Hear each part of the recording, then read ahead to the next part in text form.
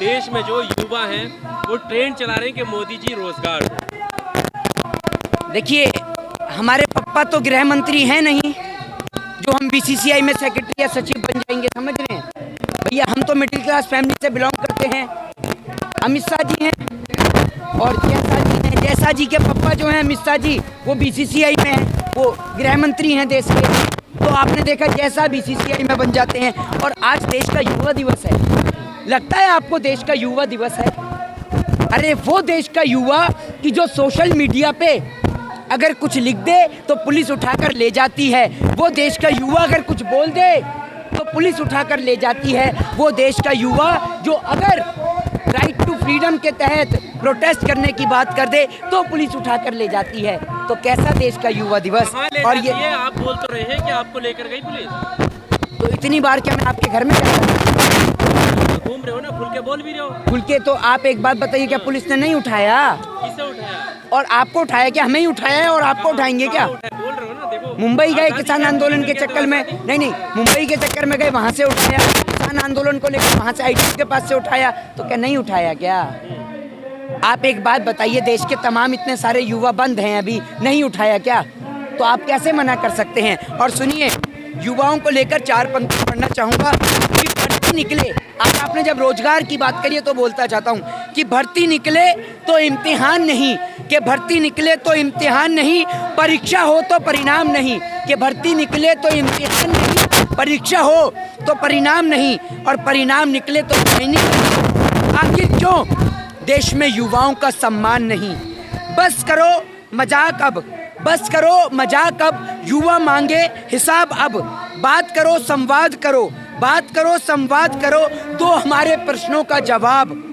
क्यों हर भर्ती पंचवर्षीय योजना है? किस नए भारत की ये परियोजना है? कैसी ये परीक्षा प्रणाली है? अपने युवाओं की छीन ली जवानी है।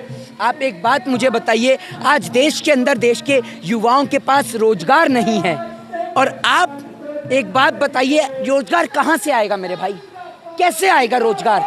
क्या रेलवे को बेचने से, एयर इंडिया को बेचने से, बीएसएनएल को बेचने से, एमटीएनएल को बेचने से अगर रोजगार आता है तो मेरी किडनियां भी बेच दो अगर रोजगार मिले तो। और आपको एक बात बताऊं कि देश के अंदर हर एक छोटे बड़े इंसान का सम्मान करना चाहिए, क्योंकि पता नहीं कि कब देश के अंदर चाय बेचने वाला देश बेचना शुरू कर दे। आप देख लीजिए क्या हो रहा है देश के अंदर।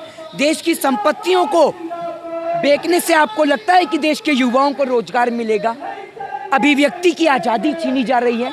डेमोक्रेसी कंट्री के अंदर सोशल मीडिया पे तो पाबंदी कस दी, लेकिन नेशनल चैनल पर बैठाल कर जो आप खेल रचते हैं, क्या वो पूरा देश नहीं देखता? क्या उस पर पाबंदी नहीं कसी जानी चाहिए? क्योंकि वो मोदी जी की वाहवाही दिखाते हैं तो उन पर पाबंदी आप मत कसिए। देश का युवा परेशान है, आत्महत्या कर रहा है देश का युवा, सिर्फ बेरोजगारी के चलते।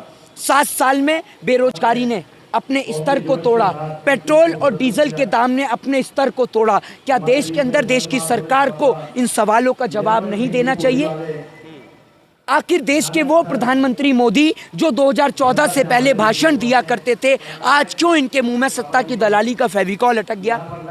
प्रधानमंत्री मोदी अगर मन की बात से पेट भर जाए और मन की बात से युवाओं को रोजगार मिल जाए तो देश के अंदर सारे कार्यक्रम बंद कराकर सिर्फ आपका एक कार्यक्रम शुरू कर दिया जाए, मन की बात, मन की बात, मन की बात। आपकी मन की बात सुनने के लिए आपको प्रधानमंत्री नहीं बनाया गया था, देश की जनता की जन की बात को सुनने के लिए आपको प्रधानमंत्री बनाया गया था। ये बात आपको समझनी होगी। युवा सड़क पर है, बहन बेटियों की इज्जत आबरू खतरे में है, और आप क्या है, आप तो रैली और कैंपेनिंग में लग रहे हैं। आप तो कह रहे हैं भाइयों बहनों मित्रों, हवाई चप्पल वाला भी हवाई यात्रा करेगा।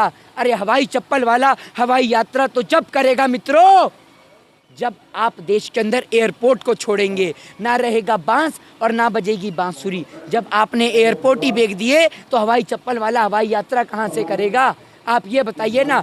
आपने देश के अंदर पेट्रोल और डीजल इतना महंगा कर दिया कि देश के अंदर गरीब आदमी आज बाइक से भी नहीं चल सकता, दुपहिया वाहन से नहीं चल सकता, और वो व्यक्ति जो दुपहिया वाहन के जरिए एक जगह से दूसरी जगह खाना डिलीवर करता था, फूड डिलीवरी का काम करता था, जिन्हें आप कहते हैं स्विगी वाले या जोमेटो वाले या डोमिनोज वाले या पिज़्ज़ा वाले, आज उनसे पूछिए, उन्होंने के हाथ में आज साइकिल आ गई है। एक व्यक्ति बताता है कि जब वह बाइक से डिलीवरी करता था तो एक दिन में कम से कम 10 डिलीवरी कर लेता था, लेकिन जब आज वो साइकिल से कर रहा है तो वो दिन में मुश्किल से 5 से 6 डिलीवरी कर पाता है। तो ये देश का दुर्भाग्य है, जान समझ रहे हैं। स्टेडियम बना है गुजरात में नरेंद्र मोदी के नाम से, देश भर में उसका डंका तो बज रहा है, साथ ही साथ कह रहे हैं कि दुनिया का सबसे बड़ा ग्राउंड है। और ये जो सपना था वो प्रधानमंत्री का उस वक्त का देखा हुआ था जब वो मुख्यमंत्री थे, उसकी आप आलोचना कर रहे हैं। सारे सपने इनके देखे हुए ही हैं। ये वाला सपना इन्होंने कौन से सपने में देखा था और कब देखा था भारत को बेचने का, बताइए ना।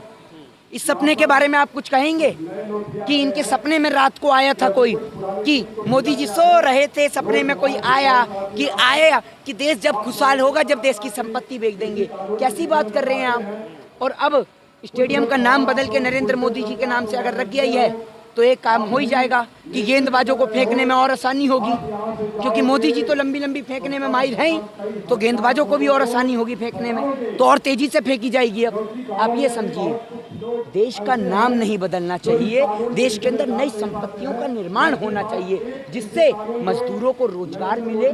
देश के अंदर अगर नई संपत्तियों का निर्माण होगा तो उसके जरिए मल्टीनेशनल कंपनियां बनेंगी, तो एक नहीं 1000 युवाओं को देश के अंदर रोजगार प्रदान होगा। रेलवे, बीएसएनएल, एयर इंडिया और एमटीएनएल को बेचने से रोजगार मिलेगा नहीं और घटेगा। ये देश के लिए एक बहुत बड़ा खतरा है और देश के युवाओं को सोचना होगा कि आज हमने उनके हाथ में देश की कमान को दे दिया है और आप और हम उस देश के अंदर रहते हैं। और आज जब आप और हम युवा दिवस की बात करते हैं तो ध्यान दीजिए युवा दिवस की जिसमें हम बात करते हैं, हम उस देश के अंदर रहते हैं कि जब आप गाड़ी खरीदने जाते हैं तो आपको कम टैक्स पे करना पड़ता है, लेकिन जब आप शिक्षा के लिए लोन लेते हैं तो आपको ज़्यादा टैक्स पे करना पड़ता है। तो इन सब तमाम बातों की ओर ध्यान केंद्रित और आकर्षित कीजिए और सोचिए और विचार करिए कि आखिर ऐसे किन लोगों के हाथ में सत्ता की कुर्सी को हमने थमा दिया कि जिन्हों से न खुद संभला गया और न देश को संभाला गया। देश की हालत वैसी कर दी कि आज देश दोबारा से गुलामी की तादाद पे आ गया। वो देश के इतिहास में नेपाल, जिससे हमारा रोटी टुकड़े का संबंध था, वो नेपाल मोदी जी के राज में हमें आंख दिखाता है। वो पाकिस्तान हमारे यहाँ पर सीज फायर करता है, चाइना कभी यहाँ कर बस जाता है, लेकिन प्रधानमंत्री मोदी बात करते हैं तो किसकी कि 70 साल से कांग्रेस ने क्या किया या सपा ने क्या किया या बसपा ने क्या किया।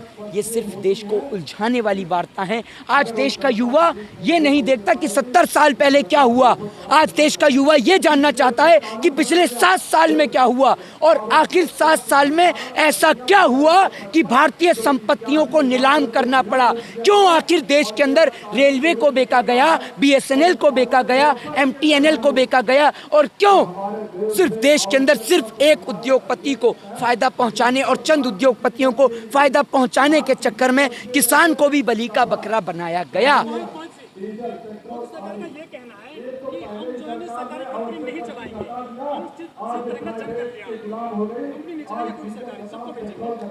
तो सरकारी आप कंपनी नहीं चलाएंगे तो सरकार भी तो सरकारी है। प्रधानमंत्री को भी प्राइवेट कर दें, प्रधानमंत्री को भी अंबानी और अडानी के हाथ में दे दें क्या, जब सभी कुछ प्राइवेट कर रहे हैं। तो जब रेल बेच रहे हैं आप तो रेल मंत्री की क्या जरूरत, क्या वेतन, क्या आपको पता है देश का हर एक नागरिक टैक्स पेयर करता है। जब आप और हम देश के अंदर मोबाइल फोन खरीदने जाते हैं ना तो उसमें भी लिखा होता है इंक्लूडेड प्लस टैक्स, समझ रहे हैं, इंक्लूडेड जीएसटी।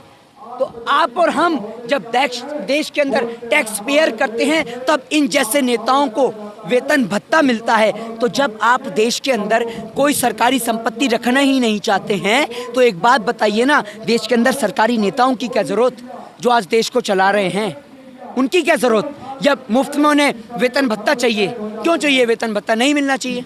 और दूसरी बात आपने कहा प्राइवेटाइजेशन, आपके घर के सामने एक प्राइवेट पार्क, सरकारी पार्क है, उस सरकारी पार्क में आप भी जा सकते हैं, मैं भी जा सकता हूँ, ये भी बैठ जा सकते हैं और तमाम लोग जा सकते हैं और एक गरीब भिखारी भी जा सकता है। लेकिन अगर उस पार्क को कोई एक व्यक्ति विशेष खरीद लेगा तो क्या वो उस पार्क के अंदर उस भिखारी को जाने देगा? नहीं जाने देगा ना, वो उस पार्क की टिकट रखेगा। तो आप सोच लीजिए कि जब सरकारी चीज पे हर एक व्यक्ति का हक और अधिकार होता है, तो जब आप प्राइवेटाइजेशन कर देंगे तो वो हक और अधिकार आपसे और हमसे छिन जाएगा। तो आपको और हमें जागना होगा और देश के अंदर बीजेपी, कांग्रेस, सपा, बसपा या अन्य कम्युनिस्ट पार्टी या और तमाम पार्टी या कास्ट और रिलीजन से ऊपर उठकर देश हित के अंदर देश के लिए सोचना होगा कि देश के युवाओं को कैसे बेहतर से बेहतर रोजगार प्रदान किया जाए और भारत देश की इकोनॉमी को, भारत देश की जीडीपी को वापस कैसे पटरी पर लाया जाए।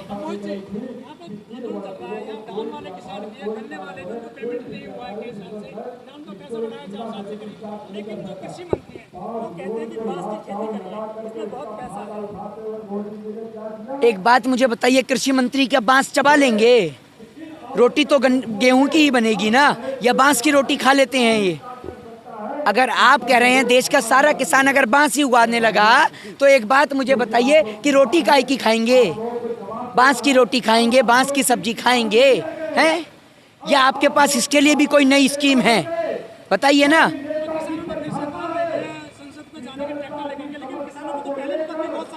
प्रधानमंत्री के झूठ को समझना होगा, समझिए इनके झूठ को, इनके प्रोपोगेंडा को समझिए।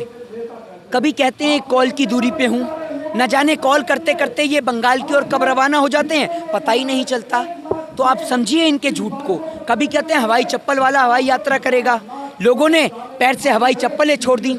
कोविड के दौरान आपने देखा होगा कि लोग नंगे पांव इसी फ्लाईओवर पे दौड़ रहे थे। प्रधानमंत्री कहते हैं कि 2 करोड़ युवाओं को रोजगार मिलेगा, वो आज तक नहीं मिला। प्रधानमंत्री कह रहे थे कि नीरव मोदी आ रहा है, न जाने क्या वो पैदल आ रहा है जो अब तक नहीं पहुंचा।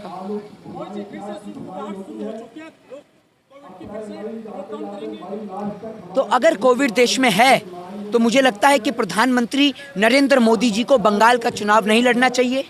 बंगाल में कोरोना नहीं है क्या? या सारा का सारा कोरोना जहां पर बीजेपी की सरकार नहीं है वहीं घुसड़ा पड़ा है? बताइए ना। अभी तो कल मैं भी एग्जाम दे के आ रहा हूं, तो बताइए ना। तो बंगाल में कोरोना नहीं है क्या? ये बताइए, जो बंगाल में चुनाव लड़ने के लिए पहुंच गए, बिहार में पहुंच जाते तो बिहार में कोरोना खत्म। मोदी जी कौन सी जड़ी बूटी लगाई है आपने? देश की जनता को भी दे दीजिए, या अकेले ही अकेले रखेंगे और अकेले ही उस जड़ी बूटी का इस्तेमाल करेंगे? थोड़ा हमें भी दीजिए वो जड़ी बूटी।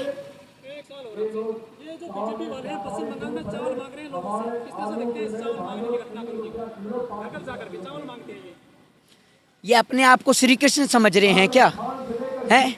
नहीं, ये सुदामा बनकर जो चावल इकट्ठे करके क्या साबित करना चाह रहे हैं ये बताइए। आप अगर श्री कृष्ण का प्रोसेस अपना रहे हैं तो श्री कृष्ण भी कहते हैं भगवत गीता के अंदर कि राजा से बढ़कर होता है देश का किसान, देश का अन्नदाता। राजा सिर्फ अपने राज्य का पालनहार होता है, लेकिन किसान पूरी मानव जाति का पालनहार होता है। और आप देश के अंदर नए नए ढोंग धतूरे रचते रहते हैं, और आपको चावल की क्या जरूरत पड़ गई? आपके तो कुछ नेता कोकिन से ही काम चला रहे हैं, तो आपको चावल भी चाहिए क्या कोकिन के साथ में? कोकिन से पेट नहीं भर रहा कि चावल भी चाहिए। और आपने अभी बताया तो कि बांस में ज़्यादा पैसा है, तो बांस में लीजिए कोकिन भर भर के, आपको क्या दिक्कत आ रही है? या चावल भी लेंगे साथ में? तो ये ड्रामा बंद कीजिए, देश के युवाओं की ओर सोचिए, देश के युवाओं के लिए सोचिए। जय हिंद, जय भारत, वंदे मातरम।